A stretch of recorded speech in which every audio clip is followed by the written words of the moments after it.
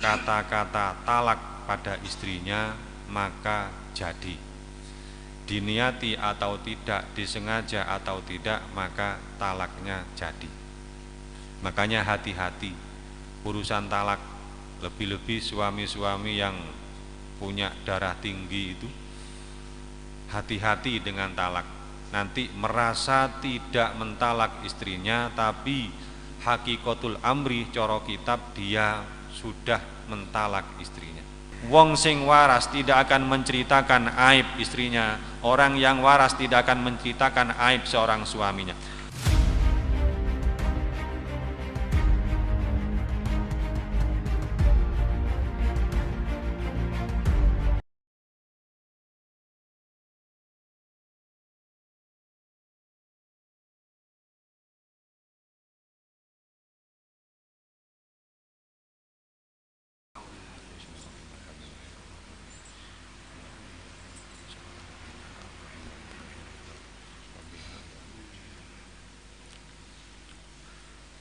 Bismillahirrahmanirrahim. Alhamdulillahirabbil alamin.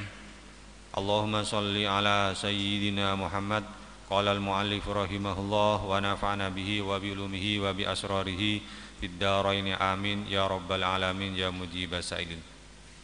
Sumal yurai nuli becik ngreksa jaga sapa azzauju bojo lanang arbitolaki ing dalem tolak arba'ata umurin ing papat perkara. Meneruskan pelajaran yang kemarin bahwasanya tolak atau cerai itu ada kalanya terencana, ada kalanya tidak terencana. Tapi itu semua tidak penting. Yang pokok ketika keluar dari mulut suami kata-kata talak pada istrinya, maka jadi. Diniati atau tidak, disengaja atau tidak, maka talaknya jadi. Makanya hati-hati urusan talak, lebih-lebih suami-suami yang punya darah tinggi itu, hati-hati dengan talak. Nanti merasa tidak mentalak istrinya, tapi hakikatul amri coro kitab dia sudah mentalak istrinya. Kemudian ketika suami itu berencana mentalak istrinya, maka harus memperhatikan arba'ata umurin, 4 perkara. Yang pertama, al yutalliqaha fi tuhrin lam yujamiha fihi, fa inna talaqa fil haidi awit tuhri alladzi jama'a fihi bid'iyun haramun. Yang pertama, suami ketika mau mentalak istrinya, talaklah ketika dalam keadaan suci dan belum dijima. Ini yang harus diperhatikan. Yang pertama, talaklah istri itu ketika dalam keadaan suci dan belum dijima. Bukan berarti suami tadi tidak pernah menjima istrinya, pernah. Cuman ketika mau mentalak, istrinya lagi keadaan haid, tunggu sampai dia suci dan belum dijima. Kenapa kok bisa begitu? Fa inna talaqa fil haidi awit tuhri alladzi jama'a fihi bid'iyun haramun. Karena mentalak istri ketika dalam keadaan haid, karena mentalak istri ketika dalam keadaan suci dan belum dan sudah dijima, itu hukumnya haram. Wa in kana waqi'an lima fihi min tatwilil iddah alaiha. Meskipun talaknya itu jadi, kenapa kok haram? Karena akan memperlama masa iddahnya seorang istri. Istri dalam keadaan haid kok ditalak oleh suaminya, talaknya sah jadi tapi haram. Kenapa? Karena akan memperlama masa iddahnya. Istri yang dalam keadaan haid ditalak, maka masa haidnya itu tidak dikatakan, tidak dimasukkan dalam keadaan iddah. Iddahnya istri yang ditalak oleh suami ini kan salah satakuru, 3 kali sucian. Berapa hari? Tergantung sucinya berapa hari. Lah ini ditambah dengan masa haid. Kalau haidnya itu 5 hari, berarti 3 kali sucian tambah 5 hari. Kan semakin lama menunggu maksudnya. Tidak boleh nikah selagi masih iddah. Begitu juga ketika istri ini dalam keadaan suci dan sudah dijima. Ini ya umpama ditalak, ya sah, talaknya jadi, tapi akan memperlama masa iddah. Haid, kemudian dijima, dicerai istri tadi. Ini kalau istri tadi hamil, ini kan iddahnya lama sekali. 3 wayai haid kok ndak haid, berarti kan isi. Ini nunggu berapa bulan ini? 8 bulan iddahnya. Berarti kan suami nyiksa istrinya, mau nikah yo gak iso karena masih iddah. Fa in fa'ala dzalika falyuraji'ha. Sekarang kalau sudah terlanjur, kita terlanjur mentalak istri yang dalam keadaan haid, kita terlanjur mentalak istri yang dalam keadaan suci dan sudah dijima, falyuraji'ha, maka rujuklah kembali. Rujuk dengan cukup rojak tuki, saya kembali kepadamu. Ada cerita, talaqa Ibnu Umar zaujatahu fil haidi, faqala sallallahu alaihi wasallam li Umar murhu falyuraji'ha. Ibnu Umar ini mentalak istrinya dalam keadaan haid. Kemudian Kanjeng Nabi memerintah kepada Umar, murhu falyuraji'ah. Umar, kongkonen anakmu iku rujuk kembali. Rujuken hatta tadhura, sampai istrinya itu suci. Summa tahidu, kemudian haid, summa tadhuru, kemudian suci lagi. Setelah suci dari haid dan belum dijima, summa insya'a talaqaha wa insya'a amsakaha. Talaklah kalau kamu mau, wa insya'a amsakaha, kalau tidak jadi mentalak, yo tidak usah ditalak. Jadi nunggu suci yang belum dijima. Kenapa? Karena itu kalau dilakukan iddahnya salah satakuru, 3 kali sucian. Tapi kalau dalam keadaan suci dan sudah dijima plus hamil, ini berapa bulan menunggu? Sak ayu-ayuni wong wedok, sak sugih-sugih wong wedok, lek iddah dalam keadaan hamil, ya melas. Ngidam bengi-bengi jaluk es, sapa sing kate nukokno? Bojone wis ora ana. Meteng tuwek kate nang bidan ora ana sing ngeterno. Makanya haram hukumnya mentalak istri yang dalam keadaan suci dan plus sudah dijima.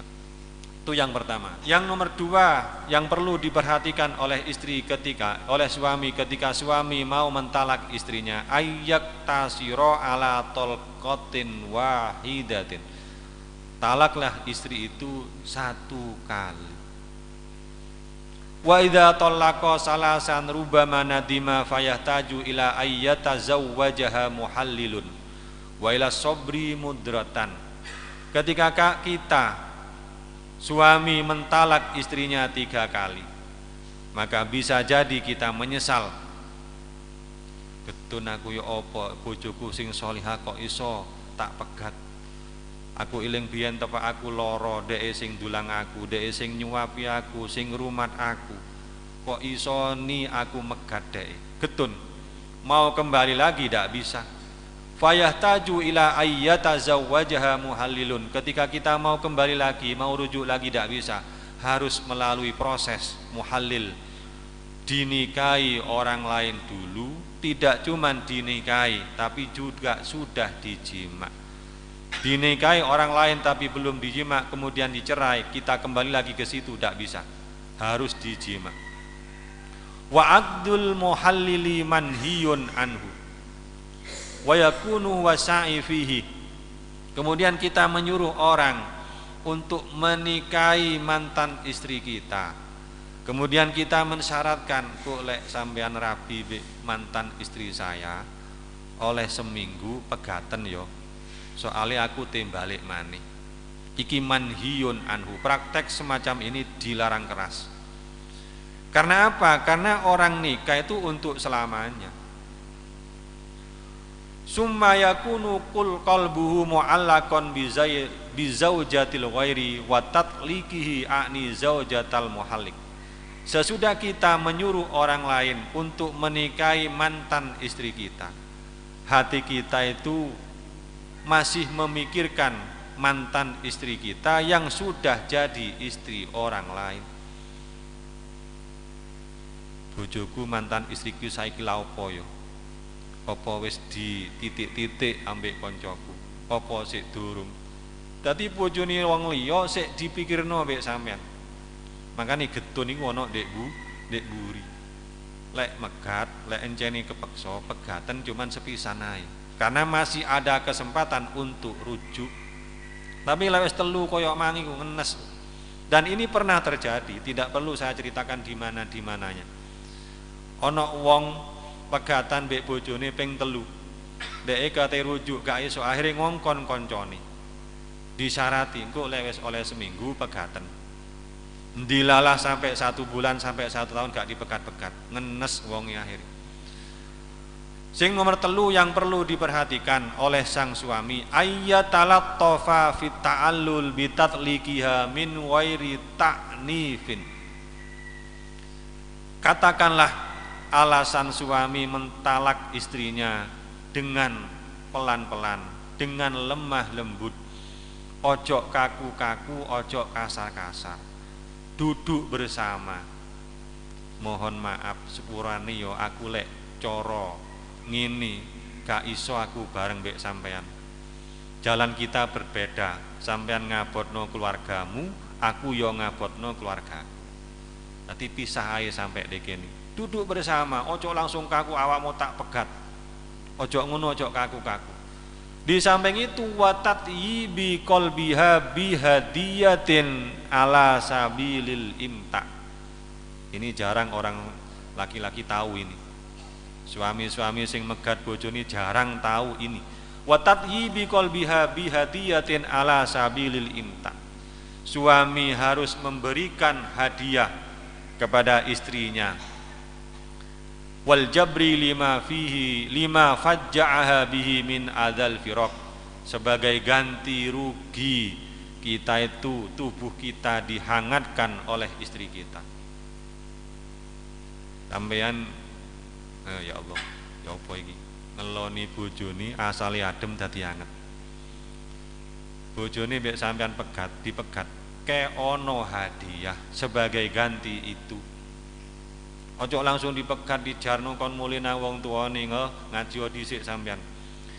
Wal jabri lima fajja'aha bihi min adzal firaq, dan sebagai pelipur lara, sebagai penggembira bahwasanya istri itu ketika dicerai oleh suaminya hatinya sakit.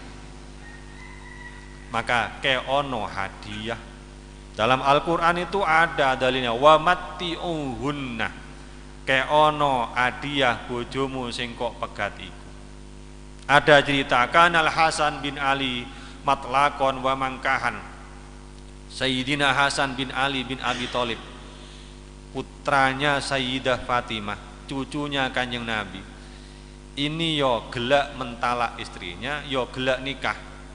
Rabi pegat. Itu Sayyidina Hasan. Wa wajjaha data yaumin ba'dha ashabi li talaqim ra'ataini min nisahi.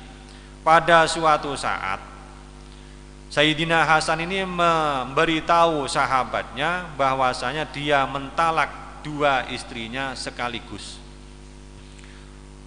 Wa qala wa amarahu ayyad fa'ila kulli wahidatin asyrata ala fi dirhamin.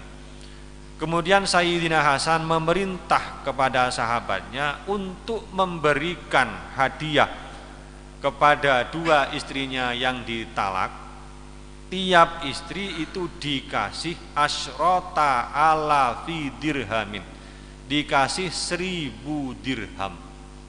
Kok 1000? 10.000 dirham. Fafa'ala, kemudian sahabatnya tadi melakukan perintah Sayyidina Hasan, mengasihkan uang 10.000 dirham kepada 2 istri yang ditalak.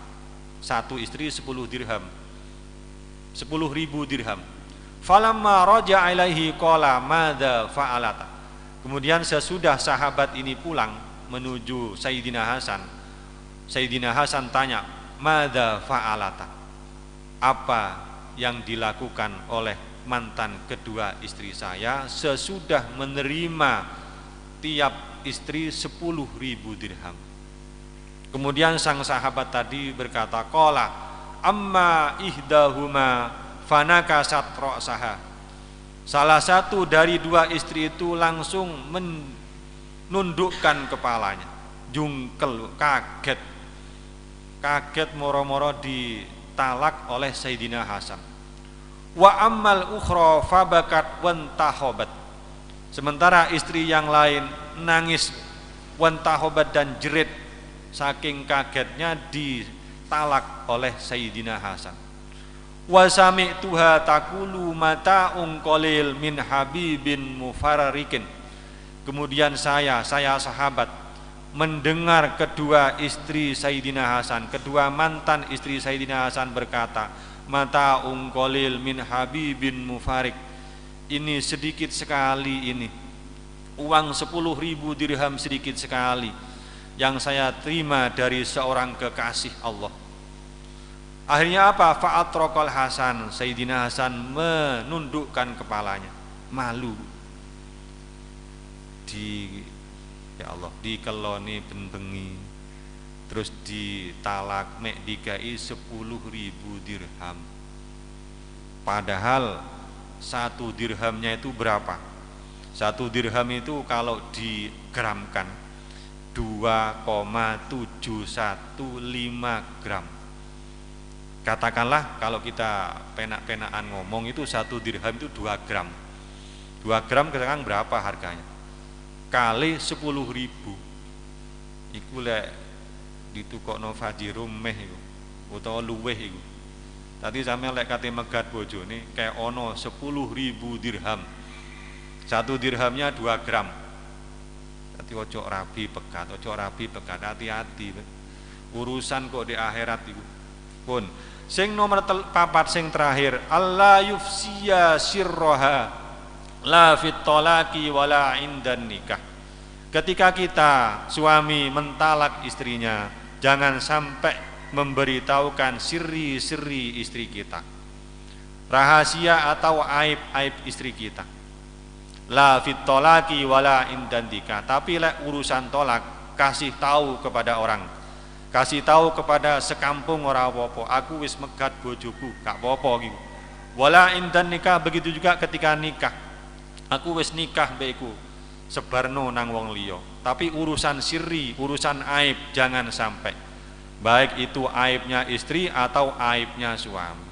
Kok ibu-ibu cerita lah apa awakmu pegatan, aku gak kuat dek bojoku medhit pol, bendino aku dek kangkung tok, anakku yo gak tahu ditukono pempes, popoke iku sarung sing disuwek-suwek iku sampai gede sampai disabe, aku gak kuat. Iki kan berarti menceritakan aibnya suami.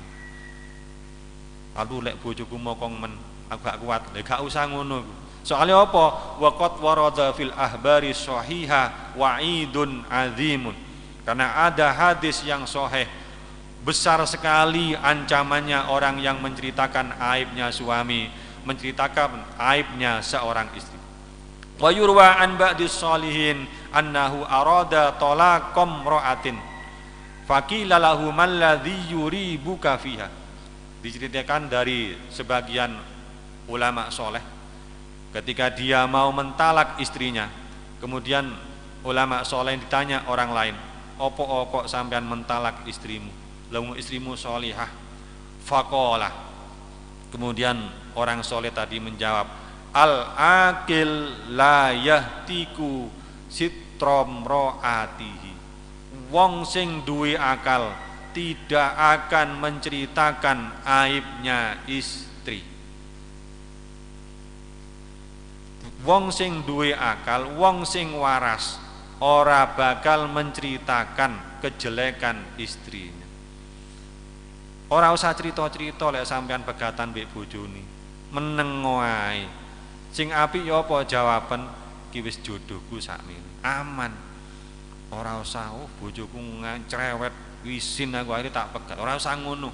Lek sampean lek cerita ngono bojoku cerewet sampean gak waras. Al-aqil la yahtiku sitram ro'ati. Wong sing waras tidak akan menceritakan aib istrinya. Orang yang waras tidak akan menceritakan aib seorang suaminya. Wa yajibu lil muqtada. Moga-moga manfaat. Al-Fatihah.